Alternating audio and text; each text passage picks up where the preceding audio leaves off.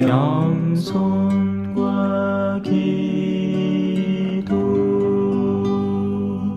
천미 예수님. 성부와 성자와 성령의 이름으로 아멘. 뒤에 5번 영광송. 영광이 성부와 성자와 성령께 처음과 같이 이제와 항상 영원히 아멘. 성부와 성자와 성령의 이름으로 아멘. 자, 오늘은 121페이지 펴주십시오. 121페이지. 이제 2계명 남았습니다. 오늘로 마무리될 것 같은데, 자, 9. 남의 아내를 탐내지 마라 라는 계명입니다. 제가 천천히 한번 읽어볼게요. 이 계명을 통해서 우리는 순수한 의지와 생각을 가지도록 배웁니다. 6번째 계명과 9번째 계명은 서로 연계됩니다. 왜냐하면 인간의 성에 대해서 다루기 때문입니다. 6번째 계명은 부정한 행위를 금지합니다. 외적인 활동, 성에 대한 어떤 불륜의 구체적인 외적 활동, 간통 이런 걸 얘기하죠. 그러나 9번째 계명은 거기에서 더 나아갑니다. 왜냐하면 순수한 의지와 생각을 갖도록 요구하기 때문입니다. 이건 이제 내적 활동이 되는 겁니다. 사실 인간이 하는 모든 외적 활동은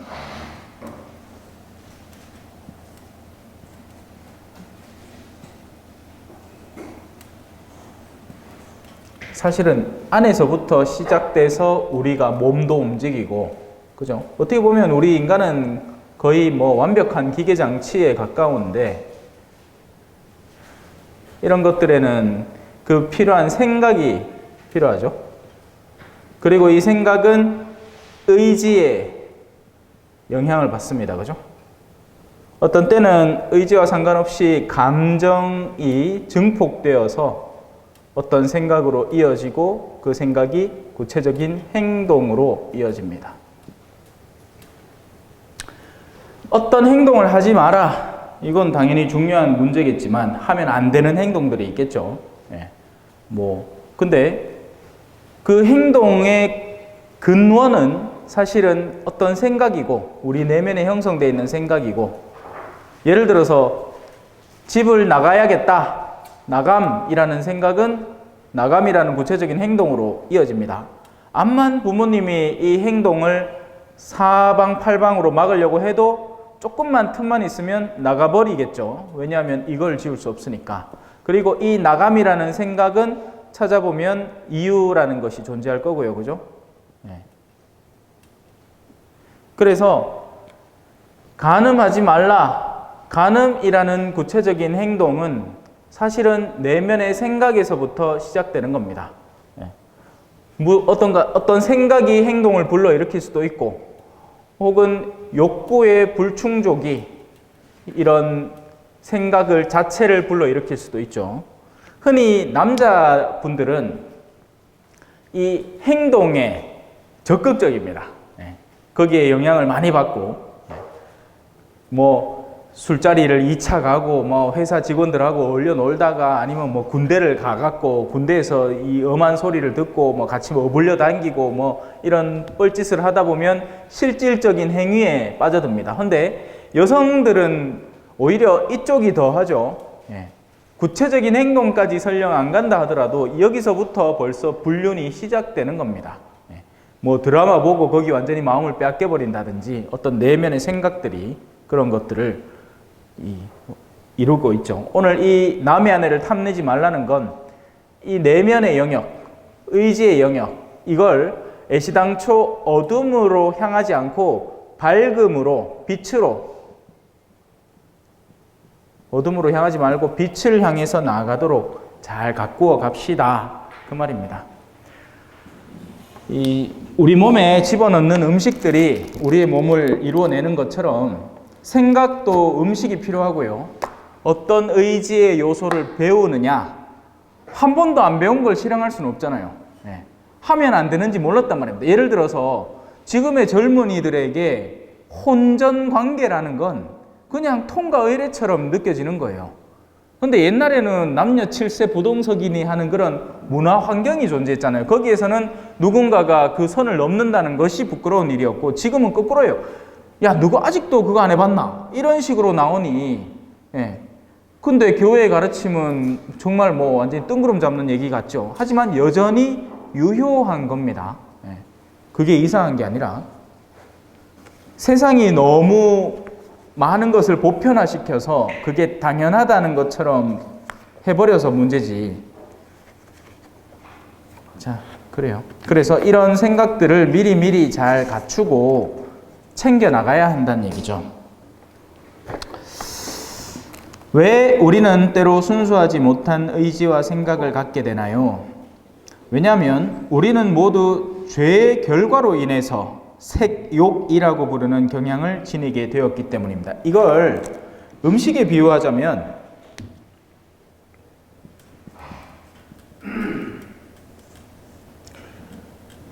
배고픔은 정당한 욕구죠. 맞죠? 네. 배고픔.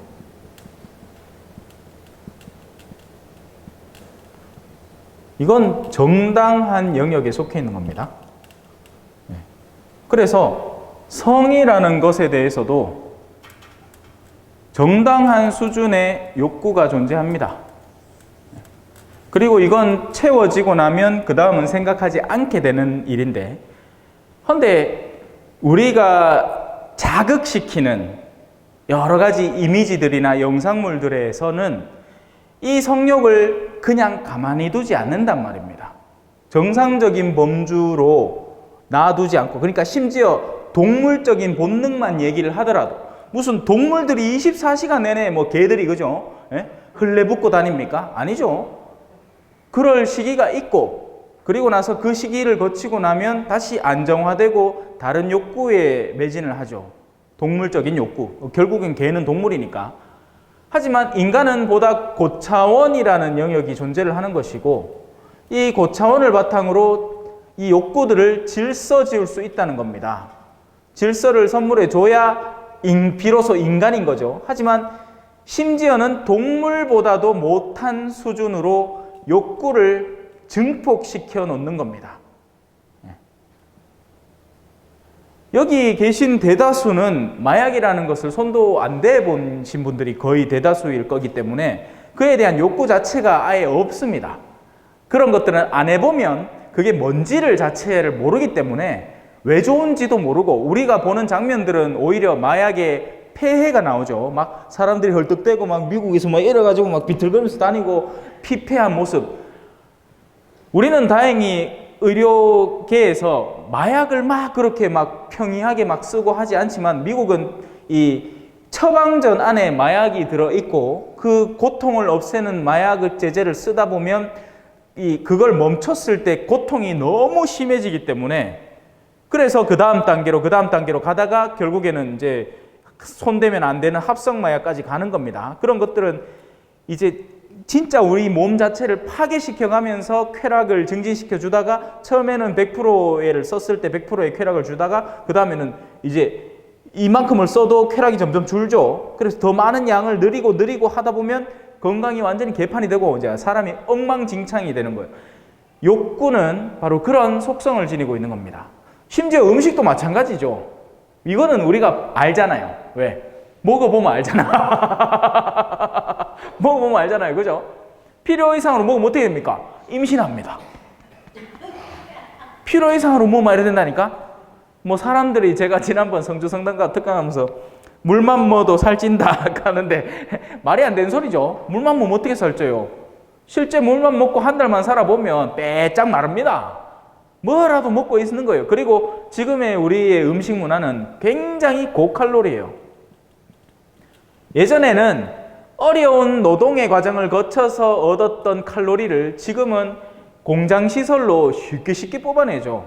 옛날에는 임금들이나 받았던 뭐 몇 첩 반상을 지금은 한정식 가면 사 먹을 수 있는 거예요. 그리고 그마저 다 남기죠. 예.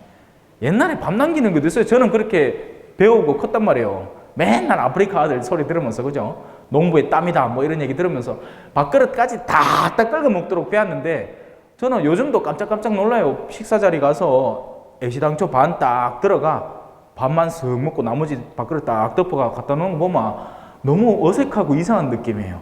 근데 지금은 사실은 그래도 돼요. 왜냐하면 전부 다 고칼로리 음식이니까.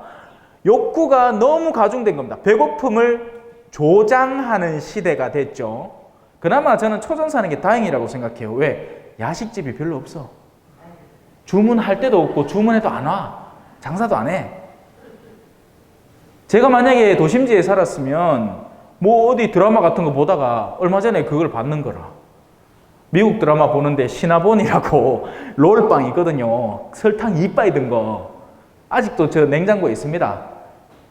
그게 장면이 딱 나오는데, 그게 제가 볼리비아에서 정말 배고플 때, 정말 한국 그립고 도심지 그립고 할 때 공항에 가서, 저희 집에서 공항 가까웠거든요. 도심지에서 공항은 멀었는데 저희 집에서 공항 가까웠기 때문에 공항으로 차 타고 쭉 가면 이제 그거 갖고 이제 시나봉 그거 롤빵, 계픽빵 하나 먹고 오는 거예요.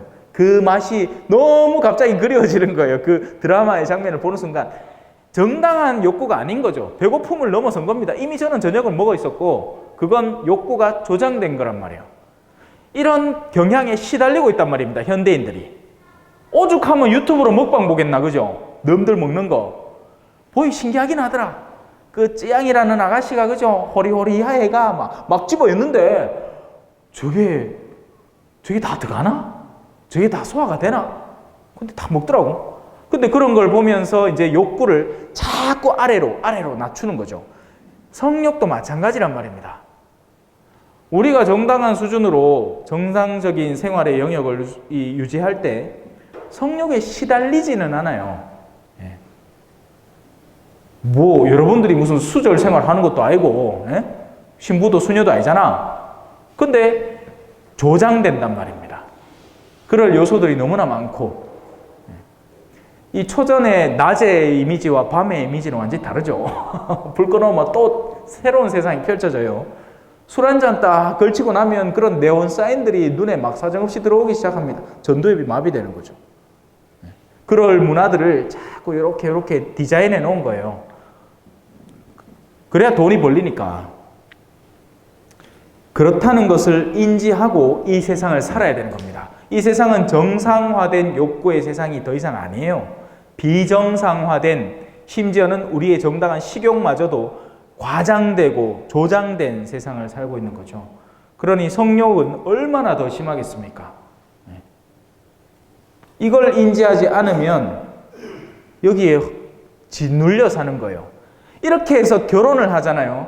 그러면 서로 만족을 못 하는 겁니다. 뭐 속궁합을 먼저 보고 어쩌네 하는데 성욕이 이만큼 커져 있는데 그 어떤 남자를 만나도 이거는 달래지지가 않는 겁니다. 이러면 굉장히 위험하죠. 멈추질 않는 거예요. 심지어 여성들 중에 이런 케이스들은 사제들을 꼬시기 시작합니다. 뭔가 있을까봐. 그래서 위험해요. 잘 살아야 돼. 작정하고 달라들면 우짤기라. 그죠? 멀쩡한 남자도 그래 시달리는데. 자, 고맙습니다. 그래서 죄의 결과로 인한 색욕이라고 부르는 겁니다. 정당한 성욕이 아니라, 마치 그냥 식욕이 아니라 탐식이라고 부르는 것처럼 성욕이 아니라 색욕이라고 부르는 겁니다. 죄의 결과로 인해서 생겨난 욕구예요. 그래서 그런 경향을 지니게 되었기 때문입니다. 이는 우리가 내적으로 나약하다는 것을 의미합니다. 자, 나약하다는 것을 알면 어떡하겠습니까? 여러분 성을 이렇게 하나 갖고 있어. 도성에 성벽이 쭉 둘러져 있는데 적군들이 쳐들어올 준비를 해요. 근데 성벽 중에서 내가 알아. 이쪽 벽은 튼튼해. 뭘 때려도 안 부서질 벽이에요. 이쪽 벽은 흙벽이야. 그러면 내가 그걸 약하다는 걸 알면 어떻게 하는 게 정상적인 수순이겠습니까? 보완해야죠. 약한 쪽이 어딘지를 알고 나의 특성을 읽어내고 나의 약점이 어딘지를 알고 그 약점을 미리미리 좋은 수단들로 메꾸고 쌓고 완성시켜 놔야죠. 그것도 없이 밀려오지는 않단 말입니다. 근데 우리가 이제 게으르고 그 점에 대해서 준비하지 않고 가만히 방치하고 있다가 갑자기 그 점이 훅 들어왔을 때는 우리 탓이 되는 겁니다. 그걸 쳐들어오는 탓이 아니라, 아까 제가 넌지시 얘기했지만 사제들에게 그런 약점이 있을 수밖에 없잖아요. 그죠? 독신 생활을 유지하면서 이 이성에 대한 유혹에 쉽게 말려들 수 있는 약점이 분명히 존재를 한단 말입니다. 그러면 그 점에 대해서 각자 나름대로 적절한 대비책을 강구해서 살아야 하는 거죠. 뭐 필요하다면 어떤 취미 활동을 한다든지. 근데 또 너무 하길 할 때도 있어요. 그러니까 그런 거를 피하겠다고 막 이제 어블리 갖고 술을 또 너무 부은다든지 이 쓰레기차 피하다가 똥차 만난다고, 그죠? 뭐 이성에 대해서는 그래서 안전해. 맨날 신부들끼리 모여가 술만 쑤시면 막 괜찮은데, 근데 하다가 술독에 빠져버릴 수도 있단 말입니다. 이거는 이제 다른 욕구에 또 빠져든 거죠. 그러니 그런 점에서 균형 감각 있게 살아야 할 필요가 있어요. 미리미리 알고. 그래서 때로는 악을 향해서 기울어지기도 합니다. 순수하지 못한 의지나 생각을 갖게 되면 어떻게 해야 할까요? 그러한 생각을 내버려 두지 말아야 합니다. 내버려 둔다는 것은 그런 생각들을 계속해가며 즐기는 것을 말합니다.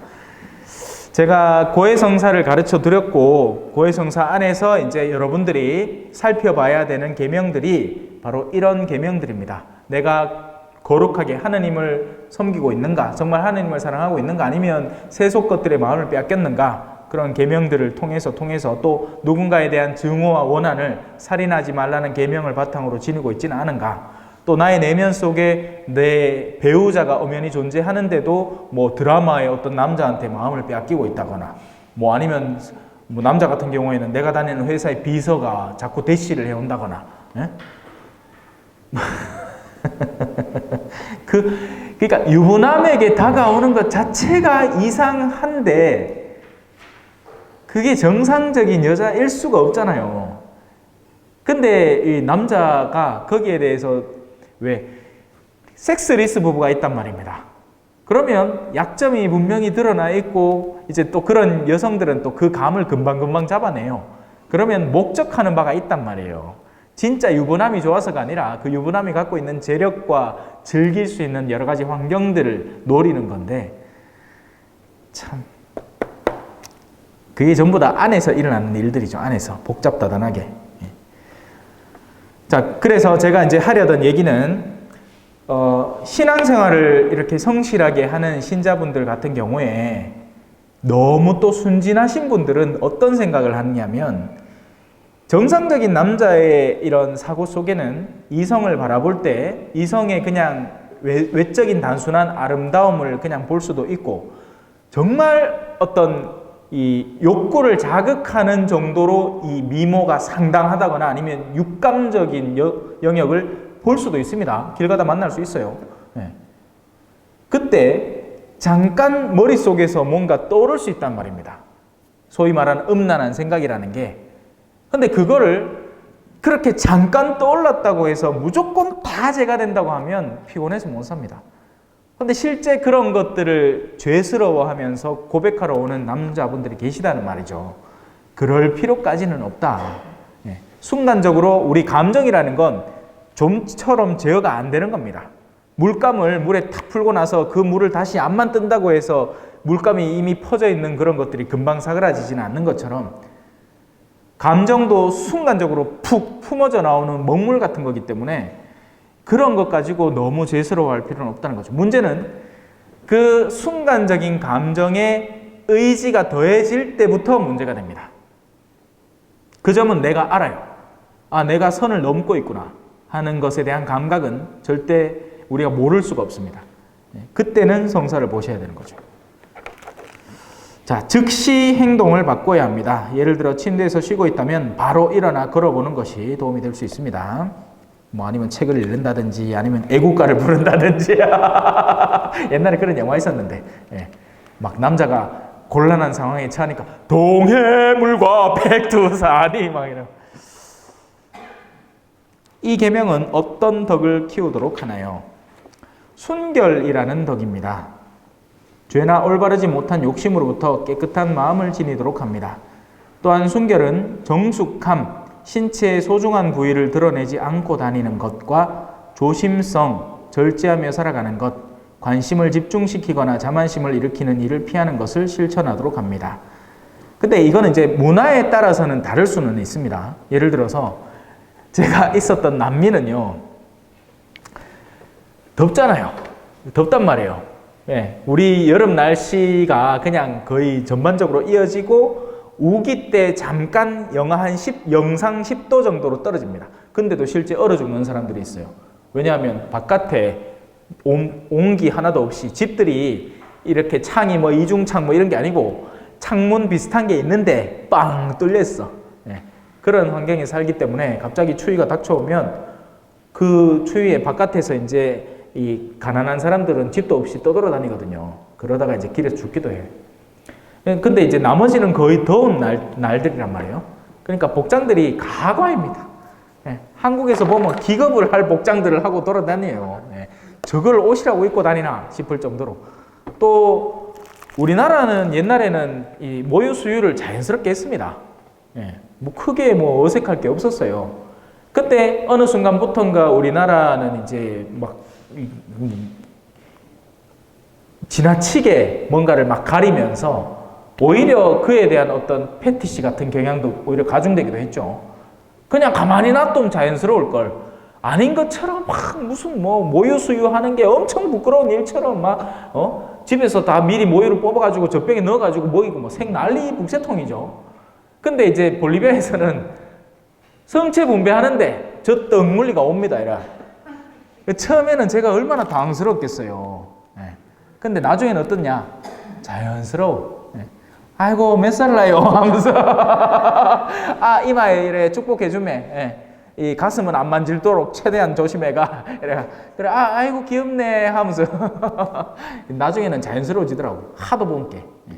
처음에는 가만 인사를 이제 뽀뽀를 한단 말입니다. 여러분들하고 자매님들하고 어르신하고 저 뒤에 분하고 만나갖고 이렇게 손 땡기가 볼에다가 이렇게 한단 말이에요. 얼마나 두근거렸겠어요, 그죠? 근데 나중에는 아마 그런 것도 귀찮더라고. 평상화되고 이러니까. 그래서 문화는 분명히 다릅니다. 한국적인 문화가 있고.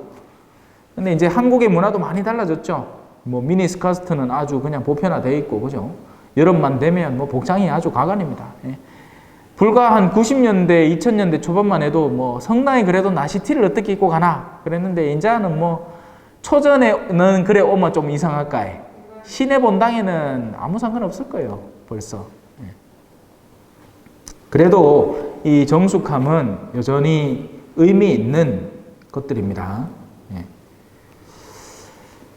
자, 순수하지 못한 의지나 생각을 바꾸고 순결의 덕을 키우기 위해서 도움이 되는 수단은 무엇이 있나요? 참으로 많습니다. 근데 참 이런 일들은 훈련이 필요합니다. 이게 축구 선수들이 맨날 똑같은 행동을 반복적으로 해서 공이 여기서 와도 때려서 가운데로 집어넣고 여기서 대각선으로 와도 때려서 가운데로 집어넣고 하는 것을 끊임없이 훈련할 때 너무나 자연스럽게 받자마자 골대로 때려 넣는 것처럼 순결이라는 가치도 훈련이 필요하단 말이죠. 뭔가 우리 마음속에 부정적이고 어두운 생각이 들 때 우리가 할 수 있는 긍정적이고 선을 지향하게 하는 활동들이라고 생각하면 됩니다. 예를 들면 이런 거예요. 일상의 기도, 성경 묵상, 다른 이들의 좋은 충고, 공부, 운동, 뭐 그 밖에도 건전함으로 우리를 이끌 수 있는 다양한 활동들을 훈련해 두어야 돼요. 간단하게 말해서 건강한 성을 해칠 수 있는 의지나 생각을 피하고 순수한 마음을 키워나가야 합니다. 자, 넘어갑시다. 이제 마지막 계명입니다. 10. 남의 재물을 탐내지 마라. 이 계명을 통해서 다른 사람의 물건을 가지려고 하거나 강제로 빼앗으려는 마음을 내려놓기를 배웁니다. 7번째 계명, 도둑질하지 말라. 와 10번째 계명을 어떻게 연관 지을 수 있나요? 두 계명, 거짓말하지 말라죠. 예. 잠깐만, 7번째 계명 뭐고? 도둑질하지 말라? 맞죠? 물건이니까. 정직함과 정의로움의 가치에 대해서 언급하기 때문입니다. 7번째 계명은 도둑질을 금지하는 계명이지만 10번째 계명은 더 나아가서 도둑질의 시도나 의지 자체를 멈추도록 요구합니다. 근본적으로 부에 대한 시기나 그릇된 욕망을 멈추도록 합니다. 아까 제가 배고픔에 대해서 설명을 했지만 소유에 대한 욕구, 이건 어느 선에서는 정당합니다. 우리는 교회는 사유재산을 인정을 하죠. 그래야 노력을 하는 겁니다. 사람은 나의 몫이라고 정당하게 내가 땀 흘려서 벌어들이는 것에 대한 욕구를 존중하고, 하지만 이것이 심화되면 어떻게 되겠습니까? 탐욕이 되겠죠. 과하게 욕구하는 것, 욕구에 빠져드는 겁니다. 그리고 현대 거의 대부분의 사람들의 욕구는 곰곰이 살펴보면 정당한 소유에 대한 욕구, 필요를 채우는 욕구가 아닌 탐욕에 젖어들어 있는 경우가 많습니다. 또 이런 탐욕들은 주변의 환경이 굉장히 중요한데요. 내 주변에서 어떤 것을 욕구하고 있는가에 무심코 나도 그렇게 하고 있는 경우가 많습니다. 옛날에 왜 학생들 패딩 쪽 점퍼 있었잖아요. 그죠? 이거 엄청 유행을 했단 말이에요. 근데 이게 그냥 패딩이 아니었죠. 등골 브레이커라고 합니다. 엄마 등골 부숴본다고. 등골을 빠삭하면서도 이걸 구해야 하는 패딩을 입고 다녀야 하는 유행. 어마어마하게 비싼 거, 뭐 북쪽 얼굴, 뭐 노스페이스 이런 거. 그런 거 갖고 이제 막 했죠. 이런 것들이 이제 우리가 자연스럽게 받아들이는 탐욕의 범주란 말입니다. 그리고 이것도 조장되는 거죠. 뭐 어떤 영상물 보다가, 아니면 자매님들 같은 경우에는 뭐 홈쇼핑 보다가 한 번도 떠올리지 않았고 생각도 안 했던 것인데 저거 내한테 꼭 필요한 것 같다 하고는 어느샌가 전화 주문을 하고 있습니다. 그죠? 네, 여러분 3분 남았습니다. 이제 여기 보시는 제품 299개 준비했는데 현재 지금 7개 남았고요. 지금 남아있는 시간 3분 동안 여러분들에게 이 혜택 5가지, 가만히 따져보면 혜택 아무것도 아닌데 이 5가지 함께 드린다는 거 잊지 마시고 가격 49,900원에 모십니다. 49,000원. 그걸 100원이라도 싸게 하면 4만 원대가 되잖아. 그죠? 5만 원하고 49,900원 다르니까. 머리 좋아. 그런 머리를 우리가 선교하는 데 쓰면 사람들이 엄청 웃긴데. 자, 여하튼 탐욕이라는 겁니다. 탐욕. 시기란 무엇인가요? 자, 이 시기라는 것은 원하는 것을 가지지 못하거나 단순히 타인이 그것을 가지고 있기에 마음속에서 일어나는 억울함이나 분노의 감정입니다. 시기는 부족한 것을 옳지 못한 방법으로 차지하려고 드는 욕구로 이끌어갑니다.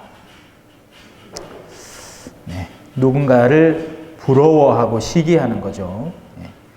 부러워할 수는 있어요. 부러워하는 건 예를 들어서 좋은 덕을 가진 사람을 나도 갖고 싶다 하고 부러워할 수 있는데, 시기라는 것은 거기서 멈추지 않고, 이제 시기라는 것은 좋은 덕을 향한 게 아니죠. 세상의 물질적인 탐욕이고, 그리고 나가서는 단순히 그가 좋은 것을 가졌다는 이유로 그에 대한 증오의 마음을 품고 그를 파괴시키려고 하기 때문에 이건 사악함을 넘어서서 굉장히 나쁜 내적 감정이 됩니다. 누군가에 대한 파괴를, 상대의 좋음을 나의 악의 근거로 삼기 때문이죠. 다른 것들은 예를 들어서 다른 사람이 나빠서 나를 때려서 그를 미워하면 그런 미움은 하다못해 정당함이라도 있죠.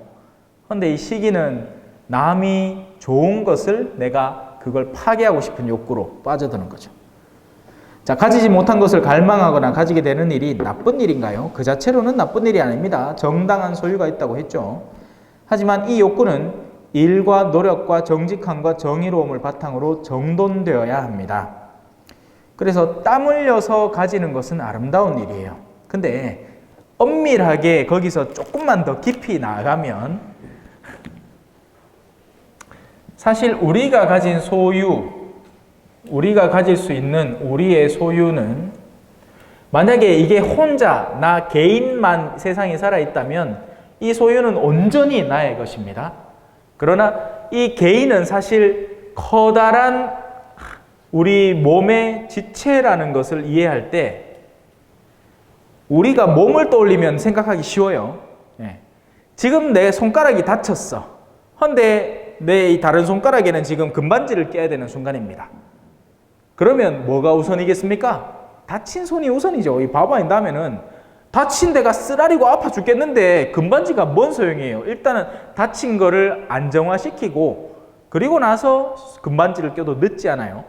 하지만 우리가 이 개인으로 뚝뚝 떨어져 있을 때는 한 사람이 굶어 죽고 있는데도 우리는 우리가 더 많이 가지고 누리는 것에 이건 내가 땀 흘려서 번 거니까 정당한 것이다 라고 생각하기 쉽지만 사실은 그 안에는 전혀 다른 차원이 우리 모두가 공동체라는 영역이 숨어 있는 거죠.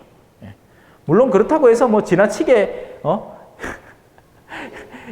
우리가 밥상에서 맨날 듣는 이야기, 야 아프리카 아들 생각해라. 근데 내가 지금 내 앞에 놓인 밥을 다 먹는다고 아프리카 애들이 배가 부르진 않아. 그냥 그거는 엄마가 쓰는 핑계죠. 엄마 정작 엄마 자신도 아프리카 애를 생각 안 해. 그걸 나중에 내가 알았어. 왜냐하면 내가 나중에 실제 남미의 가난한 이들과 어울려 보니까 우리는 우리 삶의 범주에서 마주하게 되는 현실들 속에 연결되어 있는 사람들을 돌보면 됩니다. 내 주변에 이 사람이 있는데 내가 이 사람을 아는데 이게 순전히 내 거라고 해서 지갑을 닫아버린다면 거기서부터는 이제 탐욕이 시작이 되는 거죠. 암만 내 거라도 내가 지금 직접적으로 도울 수 있는 대상이 존재를 하는데 그런다면 나쁜 것이지만 너무 완전히 지구 반대편에 있는 아들 실제 가들은 잘 살고 있는데 자기들 나름대로 잘 사는데 막 억지로 갖다 붙여가지고 그렇게까지 고민할 필요는 없다. 무슨 말인지 알겠죠? 정당한 소유가 있습니다. 땀 흘려 번 내 정당한 소유가 있어요. 하지만 그 정당한 소유조차도 그보다 더 절실함을 가진 이들에게는 나누어 줄 줄 알아지는 영역이 필요하다는 거죠. 그게 공동체라는 의미입니다. 앉아야 됩니다.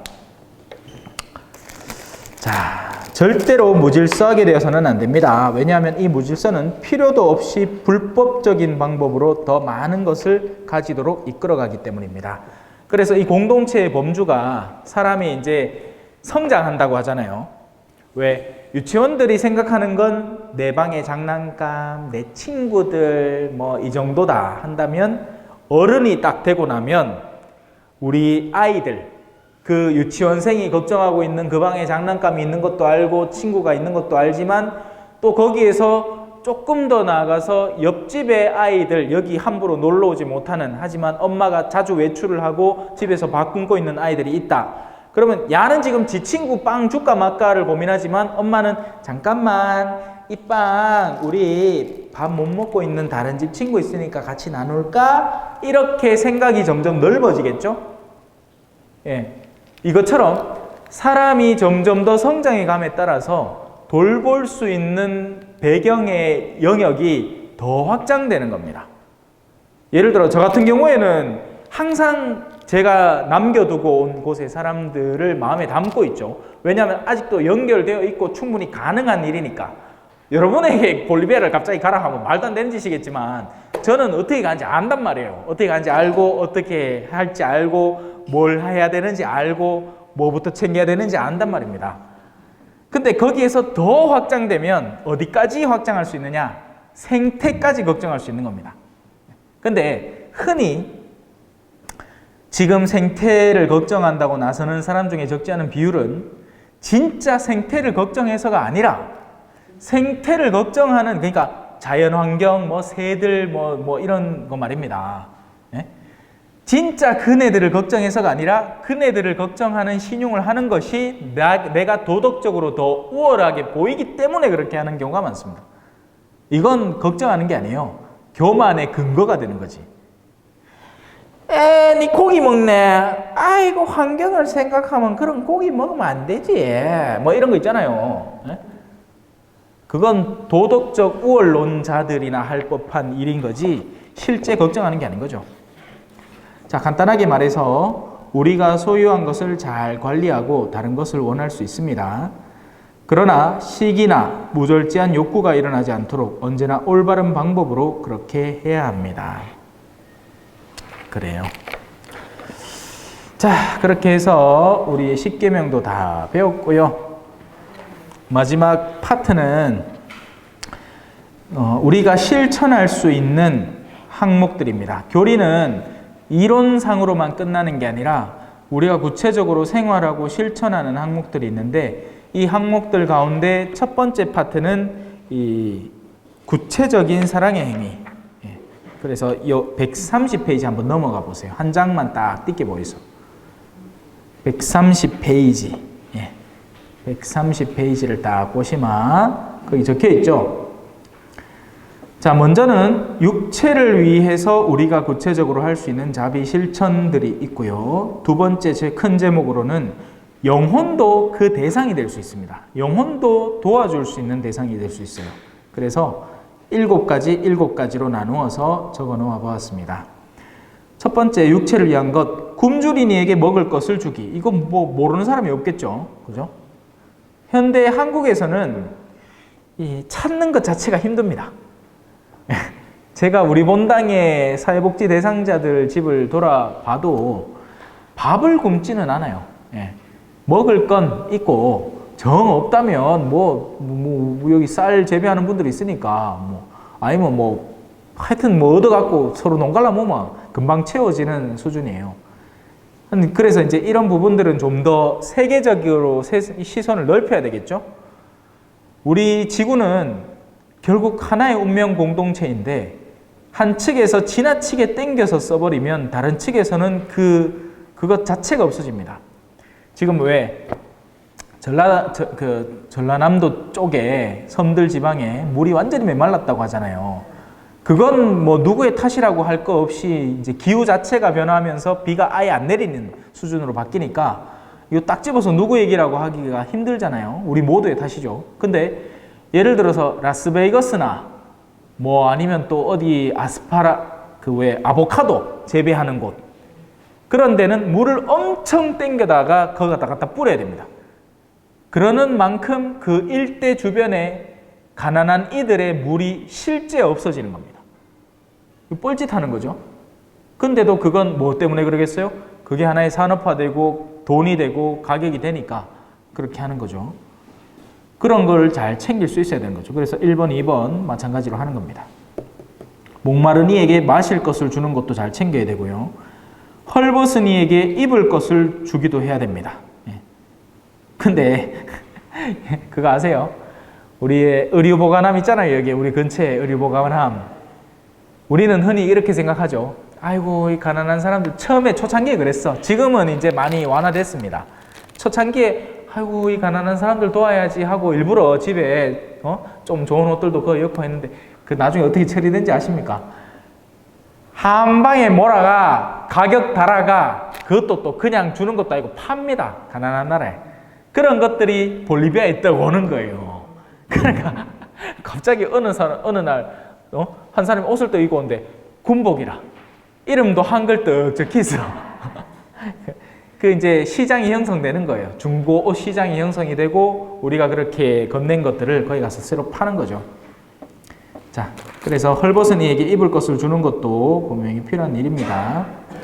집 없는 이에게 머무를 곳을 제공하기. 이거는 우리가 한번 잘 고려해 봐야 되고, 그죠? 현대 한국에서 젊은이들이 결혼을 하기 힘들어하는 이유, 자녀를 낳기 힘들어하는 이유가 보금자리가 제대로 마련이 안 돼서 집값이 너무 비싸니까 이제 거품이 좀 빠지나 싶은데 어떻게든지 돈 노리는 사람들은 이걸 투자의 대상으로 삼을 겁니다. 인기 있는 곳은 여전히 비싸고 인기가 없는 곳은 아예 팍 죽어버리는, 그러니까 아예 집으로 살 가치조차 없어져 버리는 그런 일들이 계속 반복되겠죠.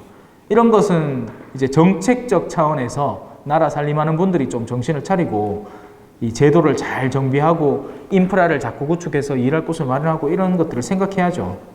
우리 수준의 일이 넘어선 거예요.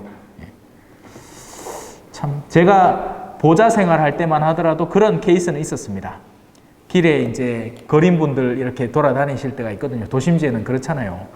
야야 뭐 거린이 어디 있습니까? 요 길에. 그죠? 다 아는 사람이 그렇지. 술 먹고 웩 하는 사람은 있어도 거린은 없다 아닙니까? 근데 이제 도심지에 있으면 의하다가 그래 한 번은 그런 적도 있었어요. 생각도 크게 안 하고 막 냄새 꼬질꼬질하고 하니까 내 방에 이래 들렀는 기라. 들라가 식기가 내 옷 입화가 그래 잘 가시라고 돌아오진 않더라. 그러다가 제가 한번 사기당했습니다. 자기가 교도소에서 금방 나온 신부님 막 신심 있는 것처럼 딴 거는 안 바라고 성경 한 권만 주십시오. 내가 그래갖고 막 안쓰럽잖아요. 그때만 하더라도 이제 금방 보좌 신부 됐고 마음도 막 따끈따끈한 데다가 이런 사람을 내가 도와야 되지 않겠나 싶어갖고 그때 뭐 내 축의를 이제 지난 지 얼마 안 돼가 이 신자분들한테 받았던 축의를 축하금 같은 거 이렇게 모아놨는 거 나는 금방 보좌 돼갖고 이걸 어찌해야 될지도 모르겠는 거예요. 그래 그분한테 이제 탁 손에 지조가 이거 열심히 사시라고 죽을 생각하지 말고 근데 그 사람이 나한테만 극한 게 아니고 동네를 다 돌아다니면서 그 사기를 쳤네. 거기에다가 이번에는 내 이름까지 팔면서 극하고 댕긴다네. 야, 그러면서 이제 칼 꽂히는 느낌이라는 게 이런 거구나. 그래서 선의도 식별과 더불어서 해야 된다는 걸 배우게 됐습니다. 자, 병든 이를 위로하기. 이거 이제 우리에게 슬슬 다가오는 일이죠. 근데 현대에는 어른됨이 병듦으로 취급되는 시대입니다. 어르신이 된다는 것이 병든 이에 속해지는 과정이에요. 옛날에는 어르신이 된다는 건 존경의 과정이었지만 지금은 어르신이 된다는 건 하나의 병자처럼 취급당하는 시대입니다. 그러니 그만큼 더 잘 방문하고 돌보고 할 수 있도록 노력해야겠죠. 자, 감옥에 갇힌 이를 방문하기 쉽지 않습니다. 그죠? 뭐 저 같은 사제는 그럴 기회가 있어요. 실제로 방문도 했고 구치소 가서 미사도 드려봤고 구치소는 교도소하고 다른 곳입니다. 교도소는 형이 확정돼서 형을 사는 사람들이 있는 곳이고 구치소는 재판을 위해서 구속당한 상태에 있는 사람들이기 때문에 느낌이 완전히 다르더라고요. 교도소는 가면 이제 그냥 뭐 다들 형을 살고 있기 때문에 조금은 더 편안하고 자연스럽다면 구치소는 기회를 봐서 어떻게든지 내가 지금 있는 이 곳을 빠져나올 수 있는 사람들로 모여 있는 곳이니까 미사를 드리는데도 다 마음이 콩밭에 가 있는 느낌이랄까? 그랬어요. 남미에서도 제가 교도소를 가본 적이 있거든요. 거기는 진짜 차원이 달라요. 교도소 안이 그냥 마을이에요, 마을. 근데 그냥 마을이 아니겠죠. 죄 지은 사람들이 들어와 있는 마을이니까 그 안에서도 갱단이 활동을 하는 겁니다. 그러니까 어설프게 휴대폰 같은 거 하나 훔쳤다가 거기 뜩 들어가잖아요. 그러면 거기에서 살아남기 위해서 더한 범죄를 저질러야 됩니다. 그러니까 범죄자를 오히려 양산시켜내는 곳인 거죠. 교화단체가 아니라. 심각하더라고요. 자, 죽은 이를 묻어주기. 뭐 우리가 이럴 일은 없죠. 근데 여기 오랫동안 이제 우리 성당에서 연령회라는 회가 있습니다.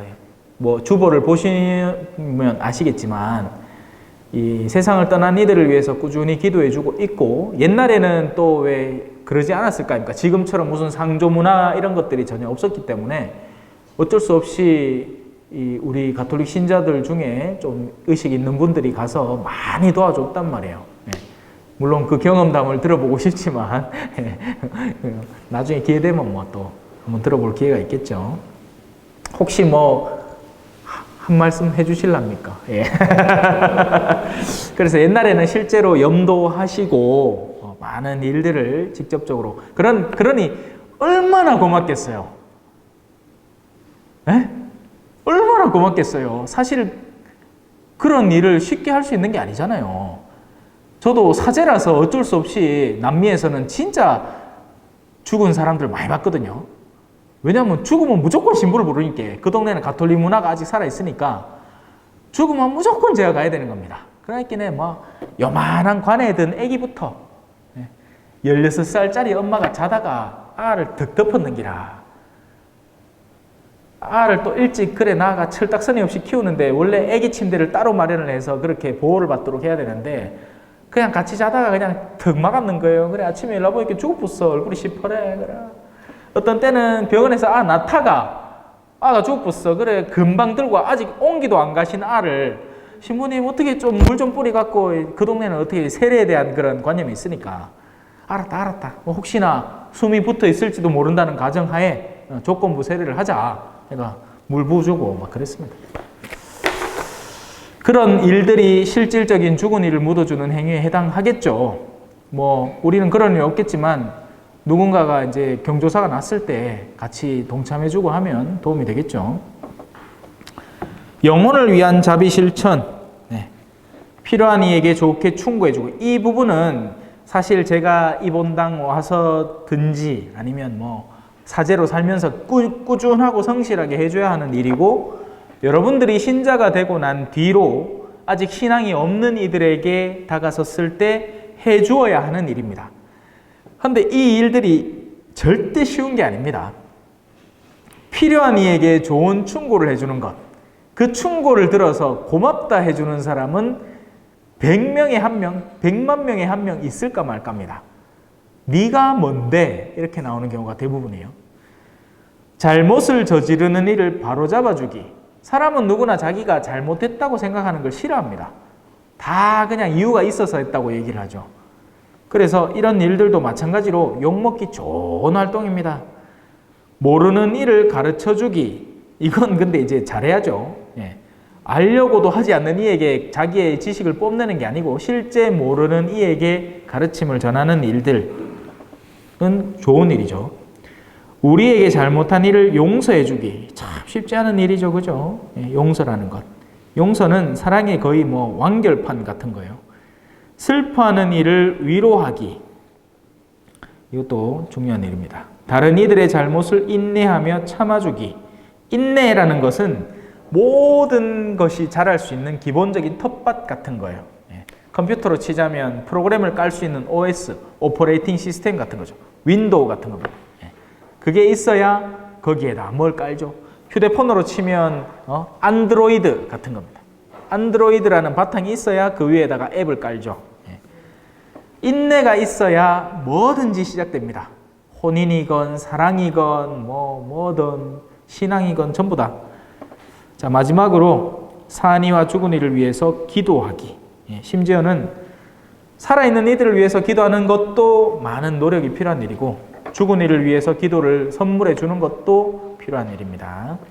그렇게 해서 마지막 교리를 마무리하도록 하겠습니다. 다음 시간에 오시면 뭐 책거리라고 하면 그렇고 뭐 질문이나 신앙생활 하시면서 궁금한 게 있으면 하고 그와 동시에 신자로서 지켜야 하는 것들 그리고 뭐 기초적인 준비 과정들 이런 것들에 대해서 간략하게 설명해 드리도록 하겠습니다. 혹시 오늘 질문이나 뭐 있으시면 궁금하신 거 물어보시면 되겠어요. 우리 지혜 양은 이제 두 사람이 혼인을 준비하고 있잖아요. 그죠?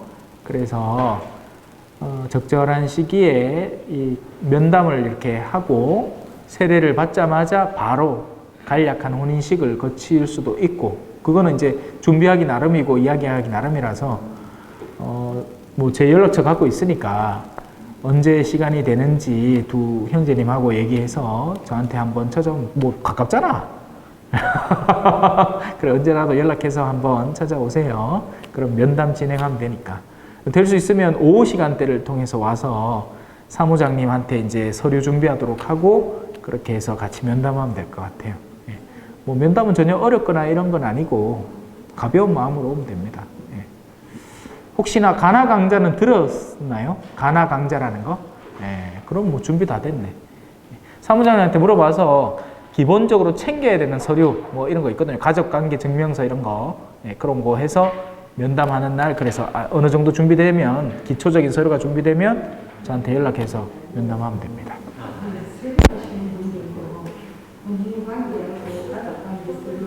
네. 그거 사무실에서 뭐 연락을 다 해주지 않던가요?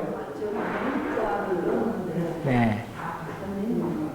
네. 그래서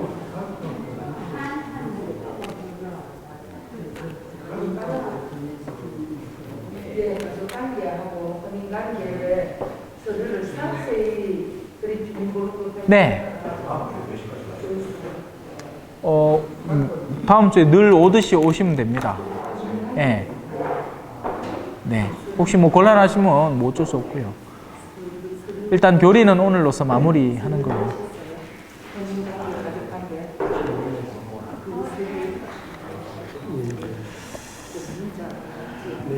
네. 이 하나만 간단하게 말씀을 드리면 혼인. 교회에서는 이제 이 교회 혼인 성사를 하면서 제가 잠깐 말씀을 드렸지만 신자와 신자 사이에서 이제 결혼, 혼인이라는 것이 이루어지죠. 그런데 어떤 경우에는 비신자와 신자 사이에서도 혼인은 가능은 합니다. 교회가 그걸 관면해 준다. 이렇게 하면 정상적이진 않지만 그래도 이 존중하고 관면해 준다. 그래서 비신자로 하여금 신자의 신자 생활을 존중하고 또 둘 사이에 생기는 자녀들의 신앙도 어느 정도는 허용해 준다는 전제 조건을 달고 관면혼이라는 걸 합니다. 뭐 여기 계신 분들한테는 해당될 일이 없고 이제 우리 지혜 양은 세례를 받고 신자가 되고 둘 사이에 혼인이 이루어지니까 그냥 정상적인 이걸 성사혼이라고 해요. 네. 근데 예를 들어서 이제 비신자인 사람이 둘 사이에 그냥 일반적인 사회혼이라고 합니다. 이거는 이제 성사혼이라고 하고 이건 이제 사회혼이라고 하거든요. 이 사회혼을 교회는 기본적으로 존중합니다. 그래서 이 비신자가 신자로 바뀌면 따로 무슨 예식이나 이런 거 할 거 없이 자동으로 성사혼의 관계로 승격됩니다. 승격. 그런데 그러지 않을 때도 이 비신자들 사이의 사회혼 자체를 교회는 존중을 하는데 이제 문제는 어디서 생길까요? 여기에서 만약에 이런 관계가 선존재하는데 다른 분들하고 새롭게 이제 하면서 둘이가 이제 세례를 준비하고 있다. 아니면 뭐 혼자 세례를 준비하고 있다. 이때는 이 성결된 혼인에 대해서 신자가 아닌 상태에서 사회혼을 했기 때문에 이제 신자가 되면서 이거에 대해서 관면을 받을 수 있습니다. 바오로 관면이라고 해요. 네. 그래서 이걸 정리하고 새롭게 혼인을 시작하는 과정을 거치는 거죠. 그래서 이전에 아무것도 없다. 그러면 아무 문제 없고. 네. 근데 이전에 있으면 이제 이런 과정을 거쳐서 정돈을 하셔야 되는 겁니다.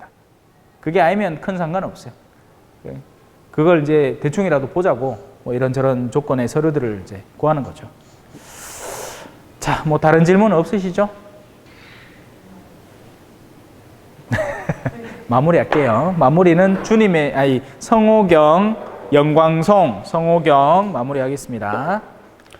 성부와 성자와 성령의 이름으로 아멘. 영광이 성부와 성자와 성령께 처음과 같이 이제와 항상 영원히 아멘. 성부와 성자와 성령의 이름으로 아멘. 수고하셨습니다. 찬미 예수님, 겸손과 기도.